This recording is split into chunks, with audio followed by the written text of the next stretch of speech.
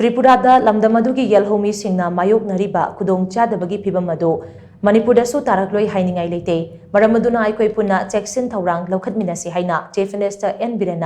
TAMENGLONG MEEYAM da TOUKHRE Wafam singa se Tamenglong da lupa crore kunmari changna paikhatpa chakut thaurangi project kunmari MEEYAM da kuchinabaga loinana lupa crore chahumga nifu mapan lakh yankhai mathoi changna paikhatkadaba project tara nipangi urep uyung tambagi thauramda mahangna phongdokhibane Thoramadu Chief Minister NONGTHOMBAM BIREN hai hauzik akanba mongda samgat sagatpagi thabak chathariba Tamenglong Mahur Road ase loirakpada Tamenglong asisu Manipurgi gateway ama oiraklagani Hairiba lambi asi Nagaland fauraga Guwahati yawgadabane matang asida ningsinggadabade Tamenglong Mahur Road ase mapung phana chatnaba horaklabade illegal immigrant kaya ama status sida changlakpa yai masina status gi Yelhoumee singda achoba safu ama Tarakloi Hainingai Leite Hauzik Tripura da lamdamadugi Yelhoumee singna thengnariba Khudong Chadaba phibam adu Manipur da tadanaba EIKHOI amata oina hotnaminaba changi Tamenglong district ase Manipurgi khwaidagi chawkatba district ama ohenaba honagani Lengak asina paikhaliba Go to Hills ki mission aduna Tamenglonggi miyamna thengnariba Khudong Chadaba phibam pumnamak khangdokpa ngamlei starasida isu kaya leirabasu BJP na luchingba lengak asina Tamenglong da chawkat thaurangi thabak kaya paikhatlei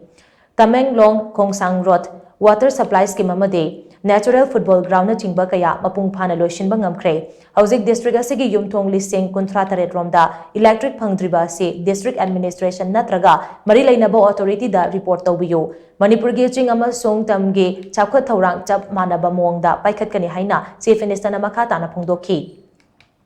Thawramaduga mari leinana Tamenglong ge Indoor Stadium Multipurpose Hall da Manipur Lengaki Cabinet Mifam Amasu Pangthoki. Mifam aduda taranithoi suba Manipur Legislative Assembly gi session mathangtha February tang taradagi phamnaba warep lauki. Loinana Manipur Tenancy Bill 2025 su approve tauki. Makhatana Pradhan Mantri Awas Yojana Arvan 2.0 implement toba yauna Imphal Thoba City Mobility Plan gi matangdasu Mifam aduna kupna khanaki haina press na phangba pau amana hairi.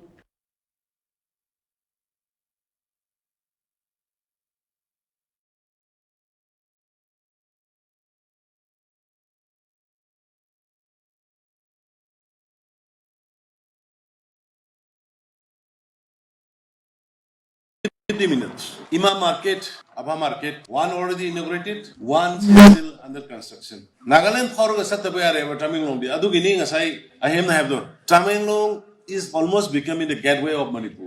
Aduga Tamenglong di khwaidagi henna Manipur gi manungda develop toba district kuchi oire henna oinanaba mayam gi support cooperation darkar lei lam gi dispute lakpa matamda please don't go to court ta che thajala ga thengna khoi gi development mayam ama thengali national highway 37 ji semna bahona da masigi case thengna bodu makoi lambi sem ngamde ado officer mayam matam gi officer na soiram bodu hujikta loina EIKHOI depend to ho bai tar ado yaringai civil society organization torokanda deputy commissioner torokanda Faminarga wari sarga sob dorga lambi se samanaba tawse sarkar na praja ge mamal mata magloi namfu da mata tawroi as per the law of the land EIKHOI thabuk tawgani